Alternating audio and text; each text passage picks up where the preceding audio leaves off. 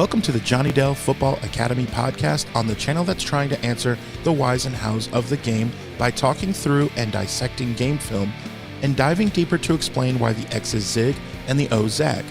I am Adam Marino, joined by Mr. Johnny Dell, and we are reminding you, as always, the most fun way to watch is on YouTube, where we go live. There you can comment into the live show. Be sure to hit the notification bell and turn on your notifications so you can be a part of the conversation. We also stream live on Facebook and X.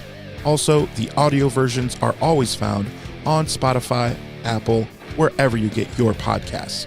Now, if you are live with us in the chat, it's probably because you are subscribed, you've hit the notification bell, and turned those notifications on. So, when sharing with your friends, be sure to let them know.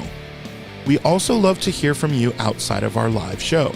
Email us at johnnydellsfootballacademy@gmail.com, and you can always check out the website jfa49.com, as it is the most fun way to support the channel. Also, the way we boost the chat and boost the algorithm is to type out hashtag JD49. What is up? I got to turn my AC off because I forgot.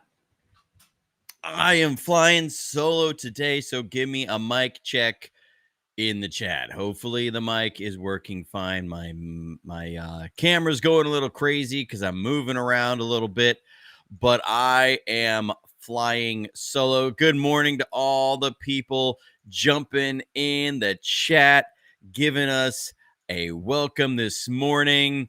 It is a good Monday morning for the faithful, because guess what? The 49ers have had their first Sunday all season where they did not have any players added to the injury report. And they also increased their lead on the NFC West. They also, I stomped on my mic stand. Sorry if you heard that. They also are now, let me fix my hat. All sorts of things. I'm all out of sorts this morning because I'm so excited. They are also now tied for first place in the NFL, with tied for the best record in the NFL. It is awesome. I wish I could dip those mids. This microphone is very mids heavy, but I don't have any EQ options inside Restream, which is what I use. So that is the nature of what it is. But I only have a low cut on this mic.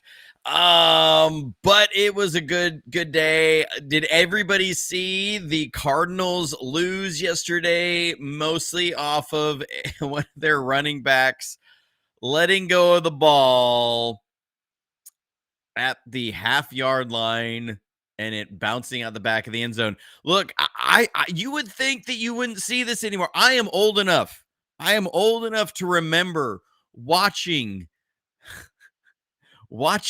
Chad Ochocinco doing that in a game at college when he was at the Oregon State University. He did the same thing. It wasn't actually called a fumble back then, and it wasn't reviewable, but he did it. I remember that. I remember he was running in the end zone, let the ball and dropped it. And it was like at the 1 yard line when he did it, because he was, just celebrating and all that. I believe it was in the Civil War against the Ducks. That's what they call Oregon State versus Oregon there, when the two interstate teams meet. The Washington version is the Apple Cup, which doesn't make a whole lot, which is not nearly as cool. But I remember Chad Ochocinco doing that in college. And so, like, you would think we've got 20 years of you don't let go of the ball until you're well into the end zone. We've now seen this 2 players in 2 weeks, and it cost the Cardinals the game against the Titans. So that's awesome. Wild weekend of NFL news. I don't know if everybody caught the story. Mark Sanchez, former quarterback of the Jets, infamous butt fumble. He was stabbed early. It was in the morning hours. It was after midnight. So I think it was on Saturday. Was stabbed, and that was the initial reports. Then the reports came out that he was arrested at the hospital, and what the probable cause affidavit had released was the at least the truck driver story. We haven't heard Mark's story on this yet, but the truck driver story of the man who stabbed Mark Sanchez. He's a 69-year-old truck driver. He was parked in a hotel loading dock to haul off the hotel's frying oil, and a drunk Mark Sanchez opened the truck door, telling the driver that he had no business being there, and the hotel didn't want to replace their oil. And the driver didn't have his hearing aids in, and told Sanchez that he just needed to contact the driver's manager if he had some sort of issue with what he was doing there. Sanchez apparently allegedly shoved the driver, and so the man pepper sprayed Sanchez, where he says that Sanchez just wiped away his eyes and then threw the 69-year-old truck driver to the ground. The man said he was fearing for his life, and that is when he stabbed Sanchez 2 or 3 times. And then the rest, is they say, is now history, and so is Mark Sanchez's commentating career with Fox, it appears. So we won't be seeing Mark Sanchez or hearing Mark Sanchez call games in the future, I would assume. So a wild weekend of people involved with the NFL making some dubious at best choices that have really been costly. But big news last night, if you watched the Sunday night game, at the end of it, big props to Drake May to overcome things and beat the Buffalo Bills. So 4-1. That is the best record in the NFL. And the Dolphins, the 1976 Dolphins, are now celebrating again. They are still the only undefeated team that has ever gone through a season completely undefeated. So there's all of that. The 49ers are 4-1, and they're tied for the best record in the NFL. They're not tied for first place. There's tiebreakers. It's like but it's down to like the 5th tiebreaker right now, is where the tiebreakers are. But the 49ers are tied for the best record. So that does beg to question, considering the team is healthier now than they were before Sunday. Malik Mustafa is expected to have his practice window opened this week. We'll see. I don't think he's actually going to practice he's going to play against the Buccaneers. I just really don't. I don't foresee, after him not having an entire offseason, of them having him practice for 5 days and then go play the 4-1 Buccaneers. I just don't see it happening. I know we want Malik Mustafa back. We want a dynamic playmaker in the secondary. Marquise Siegel took a lot of heat this last Sunday. After watching the film, I do have to give Marquise Siegel a little bit of grace, especially like the 55-yard bomb near the end of the game. I don't really put that all on Marquise Siegel. One, he was put in a really tough position. He is trying to cover Tutu Atwell on a two-way go, vertical. Atwell cuts across the field. He's trying to run with him. Atwell is one of the fastest receivers in the NFL. What also happened is we didn't perform a stunt really well up front. Jordan Elliott, we were doing a stunt there with Jordan Elliott and Sam O. Also, this should tell us where the 49ers pass rush plan was at, considering the loss of Yetur Gross-Matos, the loss of Kalia Davis. You have to remember, this was a short week after losing Nick Bosa. So when you have guys 1, 2, and 3 in those roles, as far as pass rush downs and your stunts and your twists and all of that, you only, on a short week, you only have 3 days to try and get everybody up to speed on exactly how to execute these stunts and twists. You can only do it with so many guys. So, like, I don't necessarily blame Jordan Elliott for not executing that stunt, that twist really well. He should have grabbed the guard, but it wasn't there. And he was also, this was near the end of the game. Because remember, Kalia Davis broke his hand in that game. Yetur Gross-Matos pulled his hamstring. So Elliott kind of moves in. Samo, it's just kind of dysfunctional. It does move Stafford off the spot though. Stafford has to spin out of the pocket, is rolling to his left. I posted this on X, and then makes a cross body or a rolling to his left throw across the field from one hash to the opposite side of the field, 55 air yards, right into the sideline, into a small window. There's only a handful, maybe 4 or 5 quarterbacks in the history of the NFL that make that throw. So people can say, well, Stafford just had 5 seconds. Well, they still forced him off his spot and forced him to roll to his left. You don't expect a guy sliding to his left to make a throw back across to the right side of the field, 55 air yards along the sideline. It was just an unreal throw. I don't blame Marquis Siegel there. Like that's one of those. That is Mark. There that I almost said Mark Sanchez. That is Matthew Stafford. And so, big props to him. I mean, that's just an unreal throw. So Marquis Siegel has taken some heat on that stuff. When I'm looking at the film, I don't see them pulling Jason Pinnock out and putting Mustafa in. Jason Pinnock is very key to the communication along the back end. There were some communication miscues and some of that, like there was one play, it was specifically Renardo Green did not receive the communication. He ended up leaving a player wide open, busted his coverage, and afterwards you could see they were trying to signal pre-snap, and then after the catch, it was Pinnock and I believe it was Upton Stout, or it was Pinnock and somebody else were then turning to Renardo Green and giving the same hand signal. They're trying to communicate that was your guy. So so that like Pinnock is very key in making sure communication is happening across the board. Marquis Siegel is the player that would at this point be replaced by Mustafa. I just don't see that happening off of this short week in all of that. When I look back at the film as well, I also wanted to cover it. Adam is not here this morning. He has a work obligation, so he is gone but not forgotten this morning. He's gone but not forgotten. That I have to remember where I was, because that's why I usually don't pause for those things. But anyways, when I look back at the film, I did feel like there was actually a little bit better of a pass rush than we kind of think. Stafford made some unbelievable throws. There was one throw. It was he hit a pass that was again on Marquis Siegel. It was to Terrence Ferguson, a tight end I had talked about here after the Senior Bowl. Really liked him coming off the Senior Bowl, but he hit Terrence Ferguson, and it was, I mean, just an unreal catch. Ferguson went up high point, basically went over Siegel's back to get it.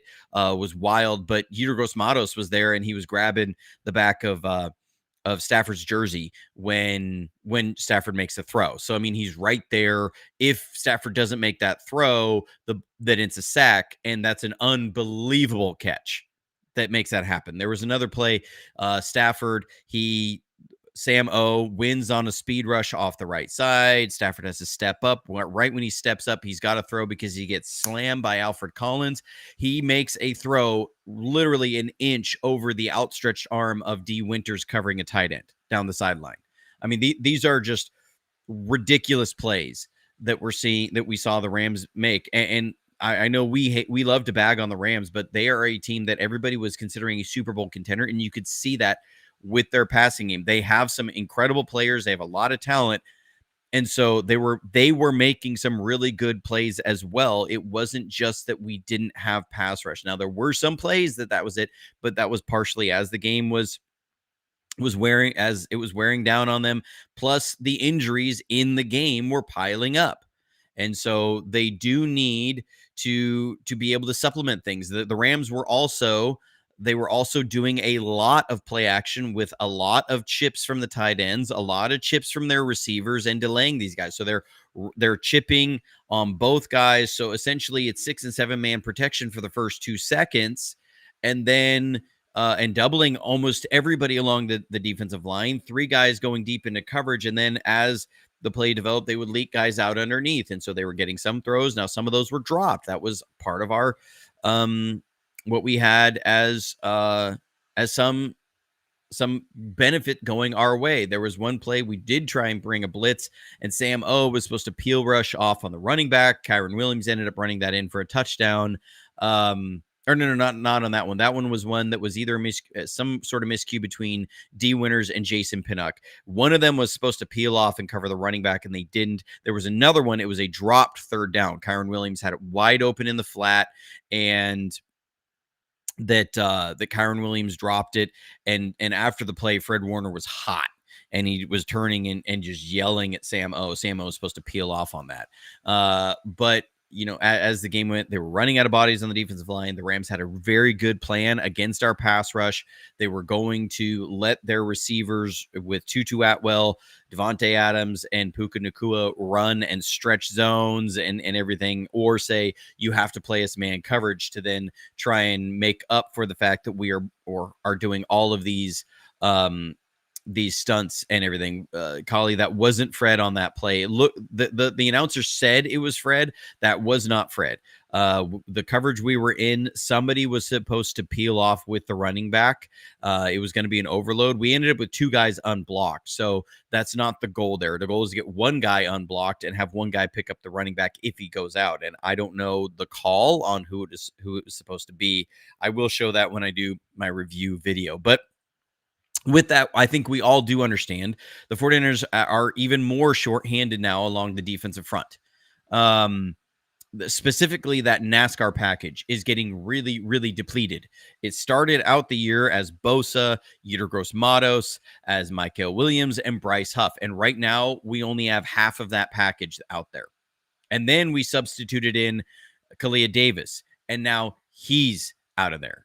So now you're left with who goes into that role. Who is your, and this was the question we had all offseason, because when we drafted Michael Williams, we knew that the thought was he was going to move inside on pass rushing downs. Right now, you have Sam O is on one end, which I don't love him as your kind of edge rusher. I think he would do better if he was able to be inside, but who do you have inside? Michael Williams is inside, Bryce Huff is outside. Who are the other 2 spots? It needs to be somebody who can win with power, but also can execute a lot of stunts. That means they have to be athletic enough to either grab and hold down, occupy guards so that you can open up these interior lanes for these stunt rushes. They also have to be able themselves to be able to sell a rush and then run around, have the athleticism to do that, to run around when you do stunts from the outside in. And that's not going to be Jordan Elliott. That's not going to be CJ West. He did CJ West. I will say it was really good to see him out there. He was showing at a couple points in that game what we had talked about during the offseason, during training camp, that nasty bull rush. There was one, he was called for an illegal hands in the face. I don't think it was illegal hands in the face. I think his hands were so violent that he knocked the lineman back so hard it looked like illegal hands to the face. But he was getting some nice bull rush on a couple plays. He's going to be good as he gets his legs back under him from having that hyperextended knee. Remember, he has not been 100%. But CJ West, maybe, but he's a big guy. Alfred Collins, probably not. So who do you either have on your squad that you can use, or who can you bring in? Maybe there's a possibility of have Trevis Gibson outside, move Sam O inside, but you're really starting to, I can see your super chat, Lisa. I'm getting there. That we're starting to run thin on all these. So thank you, Lisa, for the super chat. I appreciate it. What about Michael Williams, Bryce Huff? Yeah, that I think they're going to continue in their roles. That's where they should be. The question has been, who can the 49ers trade for since losing Nick Bosa and now having Kalia Davis is going to be gone for probably at least another week or 2, and then he's going to come back with a club most likely. And then you have Yetur Gross-Matos, who is most likely out 3 to 4 weeks, is what I would assume. He very clearly pulled his hamstring. Valdez, a lot of people are mentioning Valdez. Again, he hasn't gotten a lot of reps in that package. So the challenge becomes, where is it most pressing to prepare him for? To be ready on base downs, first and second down, as a rotational piece so that you can keep Jordan Elliott, you can keep Alfred Collins, you can keep CJ West fresh, or to get him in those pass rushing packages. If I'm Robert Saleh and seeing what's there, most likely I'm saying this is somebody that I'm only planning on playing 25% of the snaps. I see that. So I'm already seeing it in the chat of some of the different trade targets that are out there. And if you see the thumbnail, there is a player shadowed out. That is a specific player. That is somebody I believe that makes a ton of sense for us to target in a trade, that I think the 49ers should be on the phone this morning offering up a draft pick for, and that I wholeheartedly believe if they do, he would be on a plane later today. It is not Trey Hendrickson. I'm going to talk about some players that names are getting thrown out that don't make sense to me. Number one is Trey Hendrickson. I don't think he makes sense for their roster construction this year, for their approach and strategy this year and going forward. I know that's going to get y'all just absolutely coming at me, but here's why. Trey Hendrickson, you trade for him. One, he's on a contract. He's in the last year of his contract with the Bengals. He will still cost you $16 million this year against the cap. This is a team that is not looking to add more money against the cap this season because they are loading up to try and have money down the road to pay their young budding stars. That is what they are looking for.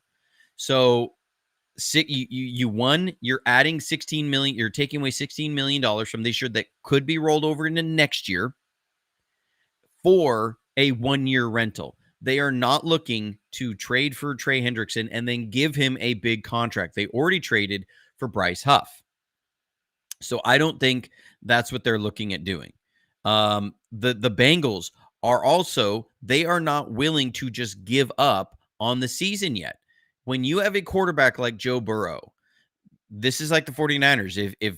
If Brock Purdy was out until December, you would be saying we just need to hold down the fort until Brock gets back. That's where the 49ers have been, right? The 49ers, once Brock was down for a few weeks, they weren't like, okay, well, give up the season. Let's see who we can trade.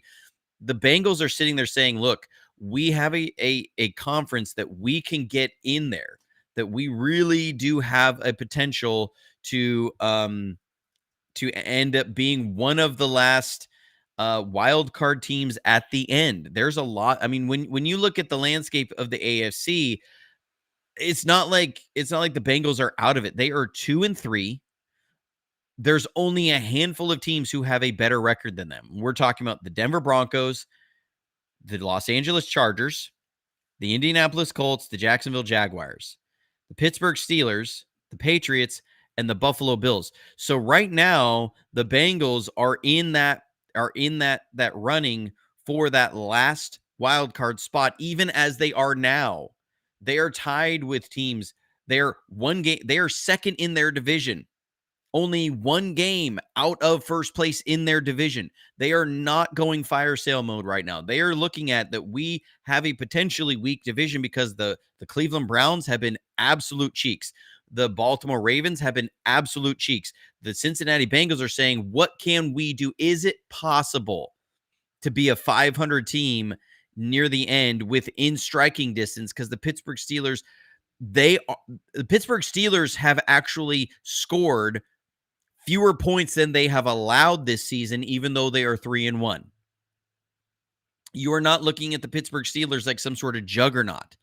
So if you're the Bengals, you are saying we need to get some stability around the quarterback position that we have right now. And that's what's between us. Can we at least survive until Joe Burrow gets back? That is the challenge. So I don't think that the Bengals are willing to move on from Trey Hendrickson for anything less than a second-round pick and maybe even a conditional 5th or 6th. That's how I see it, because they're going to get a comp. If in the offseason if they can't work out a deal with Trey Hendrickson and he moves on. They want a premier pick. Okay, if you're giving up a second round pick, understand who our second round pick was this year. It was Alfred Collins. Who was our second round pick the year before? That was Renardo Green. You are talking about that kind of a quality player that you have on a rookie deal that you are giving up to get a 1-year rental to replace Nick Bosa. That is not the strategy of roster construction the 49ers have gone around this year. I know he's a blue chip player. I know he's great. I don't think that is the smart move at this point. There's a lot that can happen over the rest of this year, and the Bengals are not going to let him out the door for cheap. So that is why I don't think that Trey Hendrickson makes a lot of sense. He costs you $16 million in cap for this year and in the rollover for next year. He's going to cost a premier draft pick and then some, and then he's leaving at the end of the year. You're not paying both Nick Bosa and Trey Hendrickson, especially when you traded for Bryce Huff and you really like what Bryce Huff brings. So that's somebody who makes sense. Another guy who's been thrown out a lot is Cam Jordan. I do like Cam Jordan. I think he would be a good addition. The Saints have no ability to trade him. I'm not saying they don't have the desire to trade him or that Cam Jordan doesn't want to go to a winning team. Cam Jordan right now, if they trade him because of the dead cap that is left on his prorated bonus, he would end up being a net increase in cap costs by $17.5 million. Right now, the Saints only have $8.9 million in cap space. Trading him would put them $9 or $8 million over the cap. They can't do it. They can't restructure somebody this year and move that cap to next year because they are already $14 million over the cap for next season. They already have over $90 million of dead cap right now and have a huge amount of dead cap next year of players that they have restructured just to try and get under the salary cap. People have talked about what if they trade Granderson and they free up space there. They would actually have a net loss trading Granderson. They can't trade him as well. So the Saints are in cap hell. They don't have the ability to trade Cam Jordan. He's like a $1.2 million base salary, but has like 5 years or 4 years of $7 million, something like that, of prorated bonus. So next year is the only year to like viably absorb his dead cap. So Cam Jordan is somebody does not make sense. Another player that people have been pointing out that for me it does not make sense, and I don't see happening is Will McDonald IV from the Jets. The Jets are going into fire sale mode. Okay, they are a bad team. They are 0-5. They're looking like an absolute disaster.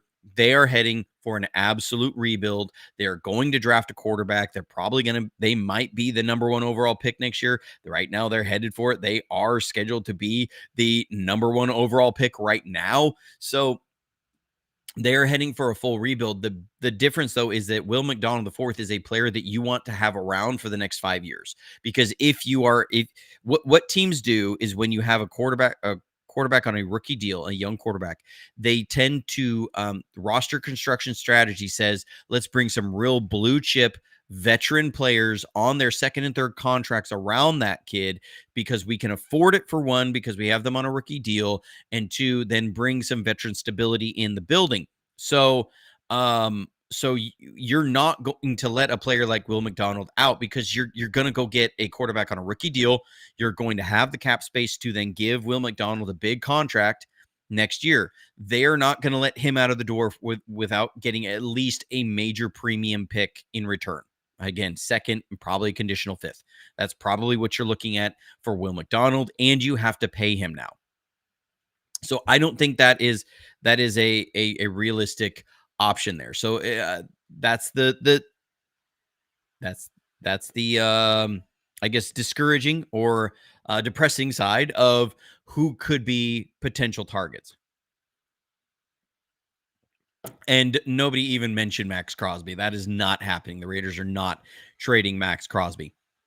When I start looking around the NFL and I say, okay, what are teams that at this point are going to say, this is not our year, clearly.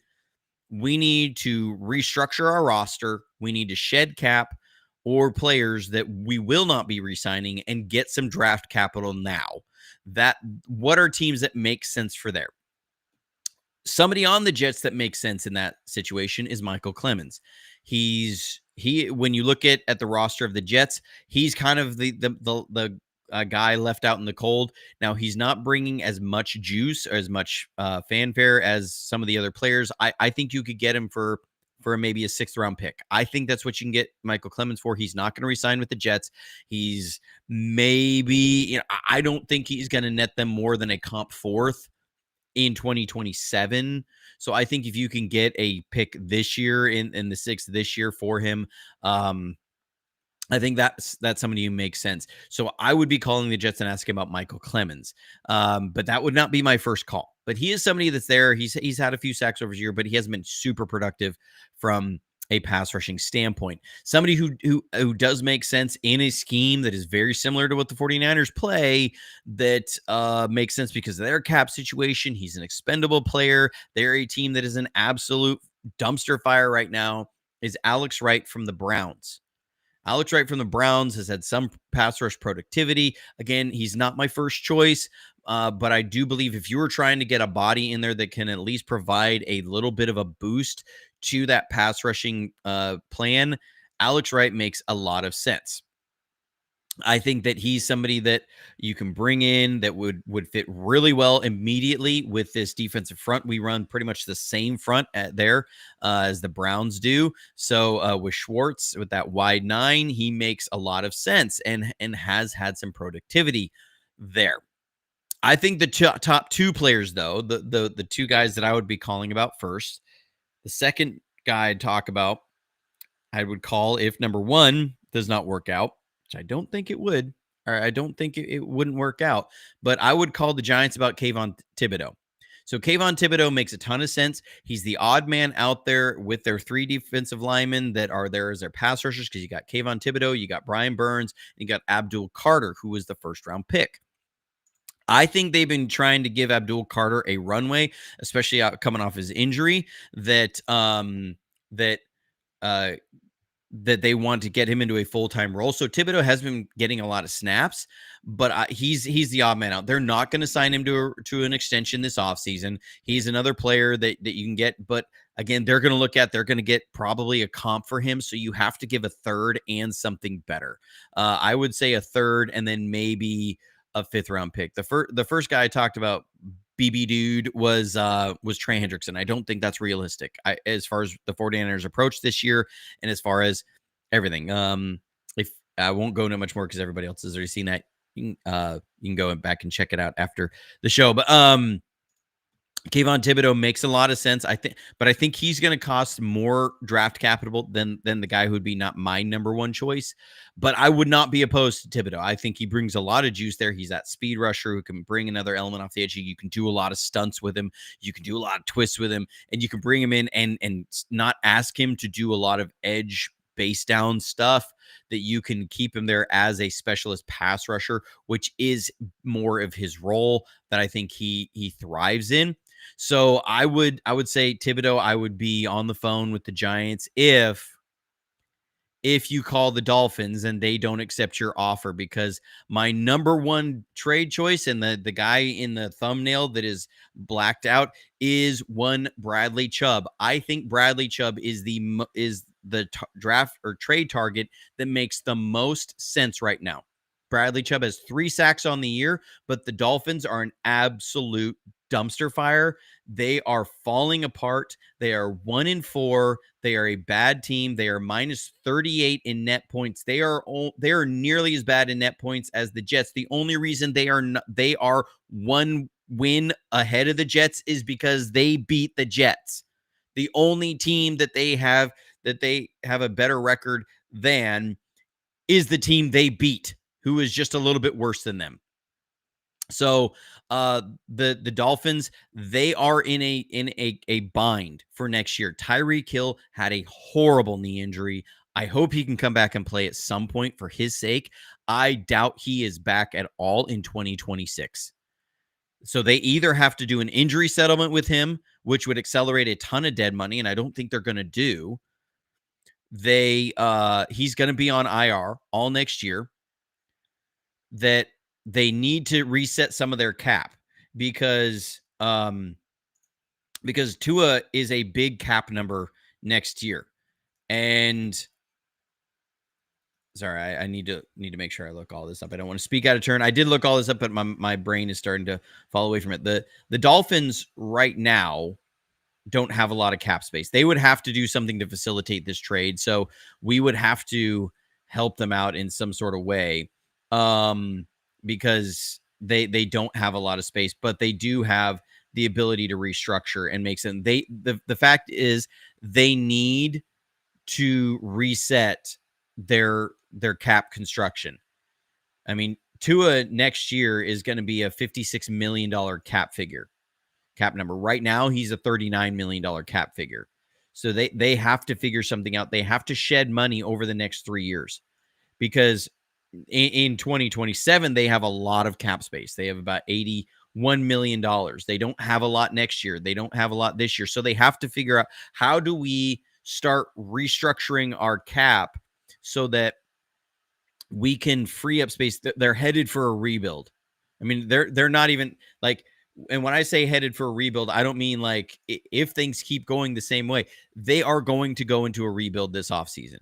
Mike McDaniels is probably gone around Thanksgiving, I would imagine, or into December. Like, this is just not trending in a positive way for that at all. They have to figure out, how do we shed older players with expensive contracts?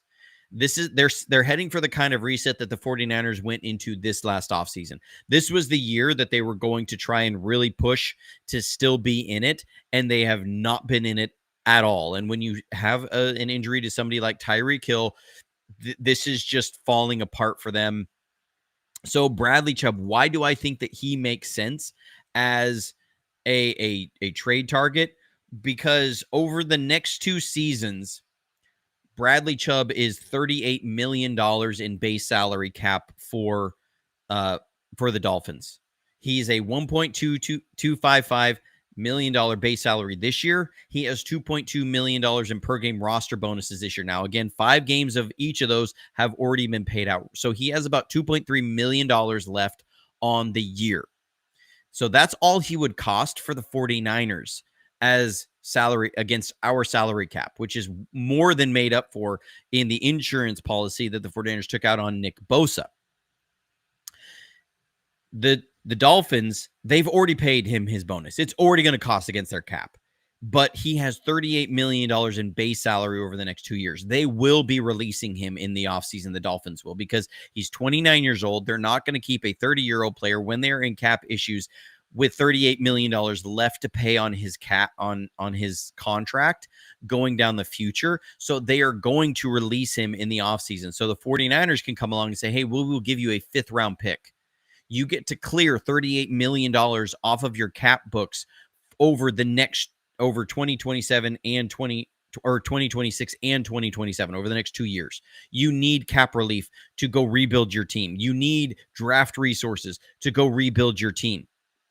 So we offer that. This is very similar to the Debo trade last year. Everyone said, well, Debo, in the end, the 49ers didn't really create any cap space and they traded away their best guy. They created like $40 million in cap space in 2026 is what they did when they traded Debo. That is what trading Bradley Chubb will do for the Dolphins, is that he will free up immediately $20 million in 2026. He will free up immediately over $18 million in 2027. So you can restructure things now, during the season this year, to set them up for that reset and rebuild going down the road. The reason I didn't mention Jalen Phillips in that is because Jalen Phillips is somebody, this is why they would release Bradley Chubb, or trade Bradley Chubb. Bradley Chubb is an aging player that is on a veteran contract that you then look to move on from so that you can keep a guy like Jalen Phillips. Jalen Phillips is a young guy they want to re-sign. They want to keep in the building. He's going into his second contract. Again, you're looking at a roster reset, so you have to then restructure your roster strategy. That is what the Dolphins are going to be going about. So to me, Bradley Chubb makes all the sense in the world. You can get him for low draft capital because, again, the Deebo Samuel trade becomes a comp for this, of a player that's getting up onto their second and third contract, that has a lot of base salary left on their deal, going for a team that needs to free up cap going down the road, on a team that is resetting their roster construction, that is heading for a reset and rebuild. That is the Dolphins. And so we traded Deebo for a fifth round pick for Bradley Chubb. Absolutely, to me, makes sense there. That is what I see as the comp on it. And if I'm the 49ers, I'm calling the Dolphins right now and the Dolphins would then have to get on the phone with a couple of their guys and say, okay, guys that they expect to be around for a little bit, of how can we restructure something here to make this work, so that can happen. That would be one. Jalen Phillips would be a perfect example. That's a guy that they could work out an extension, reduce his cap by $10-12 million this year, or $10 million this year, and facilitate that Bradley Chubb trade. I think that's somebody that makes a ton of sense for where they are going forward. And even Tyreek, you could call Tyreek and say, hey, you're already on IR right now. Let's reset. Let's just put your cap into your base salary, into signing bonus, because they have to pay him his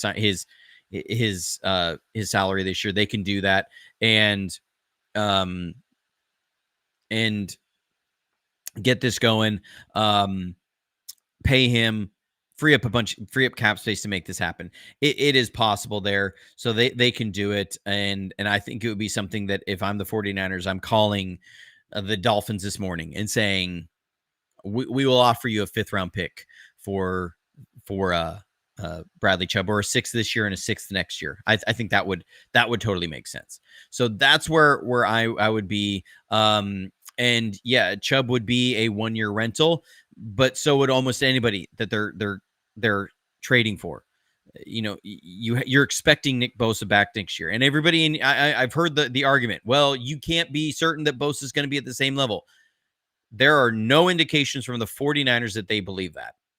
So they have the most information on Nick Bosa's injury. As they've said, it was as clean of a tear as possible. So he's expected to be back in 9 months. If you're the 49ers, you are not already planning for life after Nick Bosa right now. You are planning just how to weather through not having Nick Bosa this year. So they're not going to go make a trade for somebody to replace Nick Bosa down the road. This is replacing Nick Bosa for the next 4 months. That's what they're looking at. So anybody's going to be a 1-year rental. It doesn't matter who it is. So that's what always has to be in perspective. How much are you willing to give up for a 1-year rental? No matter who we get is going to be a 1-year rental. So that's where it's at. That's what I think about this. Let me know in the chat what you think.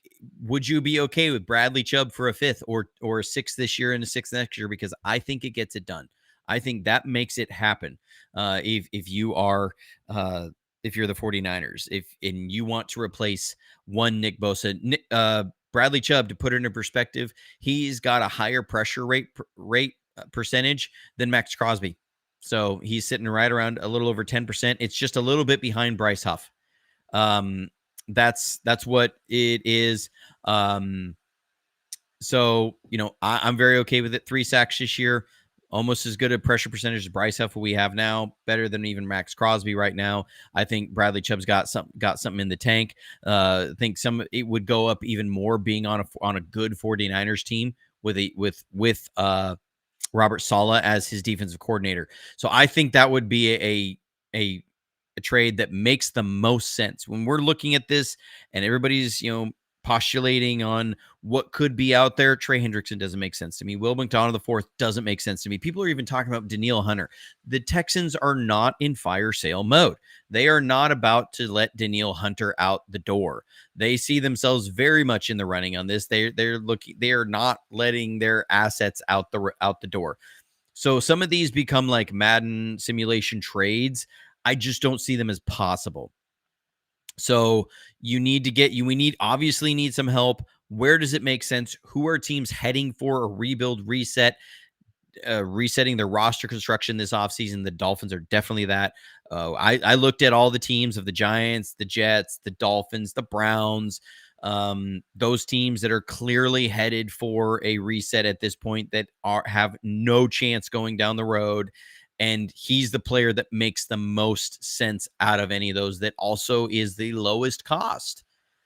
There's going to be a cost benefit ratio in here. I think if you make that trade, it really helps you this year. It sacrifices nothing almost for the future, and it's great. So, and I think you're a 4-1 team. You have all the reason in the world to say we're going to keep this one game at a time. We have lots of reinforcements on the way, but the one area we don't have lots of reinforcements on the way are our pass rushing help, because Nick Bosa is not walking back through that door to get on the field. He's walking back that door to help Micah Williams, but he's not coming back through that door to get out on the field. So you need some help there. I think it makes sense.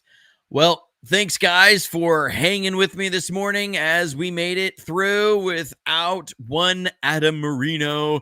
We love you, Adam. We will hope to see you next week. I don't get the opportunity to cut him off at the end of the show like I have been, so Glass City's going to be happy about that. But until next time, stay safe, stay healthy, and as always, go Niners.